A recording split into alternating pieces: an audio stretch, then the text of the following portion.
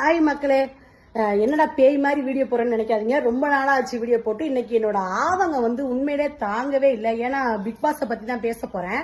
நேத்து நடந்த எபிசோட நான் இன்னைக்குதான் பார்த்தேன். என்னால ஜீர்ணிக்கவே முடியல. இந்த வீணா போன கமுர்தினும் இந்த வீணா போன பார்வும் செம்ம காண்டாகுது மக்களே. எனக்கு அவ்வளவு ஒரு கோவம் வருது. எனக்கு என்ன பண்றதுன்னு தெரியல. அவங்க சாண்டா என்ன இது பண்ணாலும் இருக்கட்டும், அவங்க என்னென்ன வார்த்தை கேட்பேன். உண்மையிலே நீ வீணா போன காமுதாண்டா நீ.